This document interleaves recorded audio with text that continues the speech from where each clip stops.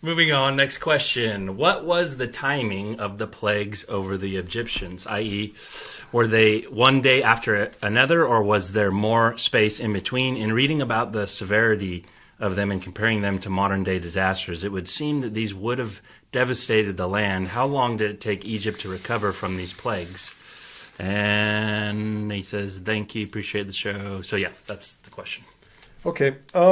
You know what? When you look at the plagues, I've taught through Exodus, and there's not a timing for them. There's kind of a vague timing, but it doesn't tell you specifically. The first plague was in the first month, and the second plague was in the second month, and that kind of thing. You do have a week in between the first and the second plagues, and let's see. Yeah, the first plague is the river turns to blood, and let's see. I can't remember where the. Oh yeah, verse 25 of chapter 7. It says, "And 7 days passed after the Lord had struck the river." Okay, and so there is a time span in between them, but the plague of frogs comes a week after the river turned to blood, and so on. Another thing that you have with the plagues is that some of those plagues aren't just something that happens on one day. And so, for example, the plague of darkness lasted 3 days, right? And so you can go through and you can mess around with this, and if the pattern that you have in chapter 7 holds through the rest of the 10 plagues, that would be 10 plagues, 10 weeks, right? And so you've got at least 2.5 months there. It's right around that, 2.5 months at that point. And so that's a possibility.